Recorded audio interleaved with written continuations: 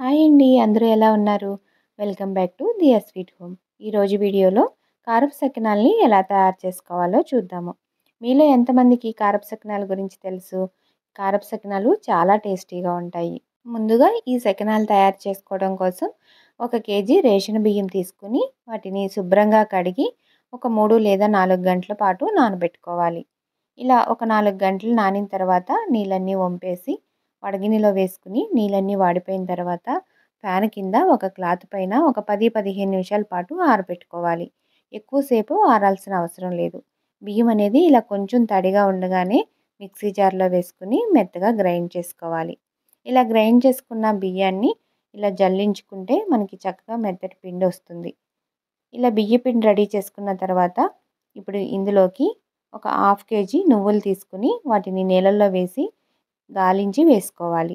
ఇసుకేమన్నా ఉంటే ఈ పిండిలోకి రాకుండా ఉంటుంది. ఇదే విధంగా ఒక 2 స్పూన్లు వామును కూడా నీళ్ళల్లో వేసి గాలించి తీసుకోండి. కేజీ బియ్య పిండికి హాఫ్ కేజీ నువ్వులు వేసుకుంటే టేస్ట్ బాగుంటుంది. తర్వాత ఇందులోకి రుచికి సరిపడినంత ఉప్పు వేసుకోవాలి. ఉప్పు అనేది ఇందులో కొంచెం తగ్గించి వేసుకోండి. ఎందుకంటే కారం వేసేటప్పుడు అందులో కూడా ఉప్పు ఉంటుంది కాబట్టి. తర్వాత ఒకసారి వీటన్నిటిని బాగా కలుపుకొని ఇందులోకి 1 స్పూన్ జీలకర్ర, అలాగే 1 టేబుల్ స్పూన్ బటర్ కూడా వేసుకోవాలి. ఇలా బటర్ వేసుకోవడం వల్ల సకినాలు చాలా క్రిస్పీగా వస్తాయి. టేస్ట్ కూడా చాలా బాగుంటుంది. ఆ తర్వాత ఇందులోకి రుచికి సరిపడినంత కారం వేసుకోవాలి. ఈ కారాన్ని ఎలా తయారు చేసుకోవాలి అంటే పావు కేజీ పండుమిరపకాయలు, అందులోకి ఒక వెల్లుల్లిపాయి, 1 స్పూన్ జీలకర్ర, రుచికి సరిపడినంత ఉప్పు వేసి గ్రైండ్ చేసుకోవాలి. ఇలా గ్రైండ్ చేసుకున్న ఈ కారాన్ని ఫ్రిడ్జ్లో స్టోర్ చేసి పెట్టుకుంటే 1 ఇయర్ వరకు నిలువ ఉంటుంది. పండుమిరపకాయలు దొరికినప్పుడు సీజన్లో ఈ విధంగా కారం చేసి పెట్టుకున్నారంటే ఇలా మీకు కారం సకినాలు కావాలనుకున్నప్పుడు ఈ విధంగా చేసుకోవచ్చు. మీరు ఉప్పు వేసేటప్పుడు చూసి వేసుకోండి. ఆ తర్వాత ఇందులోకి కొంచెం కొంచెం నీళ్లు వేసుకుంటూ పిండిని ఈ విధంగా కలుపుకోవాలి. ఇలా పిండిని ఒక 5, 6 నిమిషాల పాటు బాగా కలుపుకుంటే సకినాలు చక్కగా వస్తాయి. ఇలా కలుపుకున్నాం కదా, ఈ పిండిని ఒక 10 నిమిషాల పాటు మూత పెట్టి పక్కకు పెట్టేసేయండి.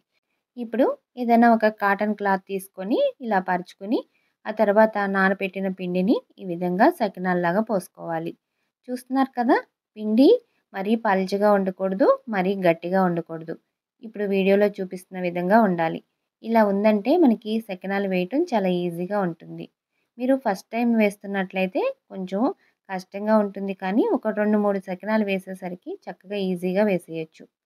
పిండి అనేది ఇలా మనం వేస్తున్నప్పుడు ఇట్లా చేతి నుంచి ఇలా జారి రావాలి. అలా వస్తే మనకి సకినాలు చక్కగా వస్తాయి.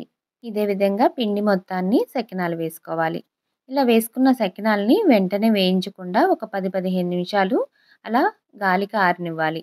ఆ తర్వాత నెమ్మదిగా ఇలా ఒక ప్లేట్ తీసుకొని దాంతోటి వేరొక ప్లేట్‌లోకి నెమ్మదిగా తీసి పెట్టుకోవాలి. ఆ తర్వాత స్టవ్ మీద ఒక కడాయి పెట్టుకొని డీప్ ఫ్రైకి సరిపడా ఆయిల్ వేసుకొని, ఆయిల్ వేడయిన తర్వాత మనం తీసుకున్న ఈ సకినాల్ని ఆయిల్‌లో వేసుకొని జాగ్రత్తగా ఒక్కొక్కటి నెమ్మదిగా ఈ విధంగా ఆయిల్‌లో వేయించుకోవాలి. ఇవి ఎక్కువగా కలిపారంటే మనం ఇందులో బటర్ వేసాం కాబట్టి విరిగిపోతాయి. అందుకని కొంచెం జాగ్రత్తగా కలుపుకోండి. ఇప్పుడు ఆయిలు ఇలా నురుగొస్తుంది కదా, ఇలా నురుగంతా తగ్గిపోయేంత వరకు ఈ సకినాల్ని వేయించుకుంటే చక్కగా వేగిపోతాయి.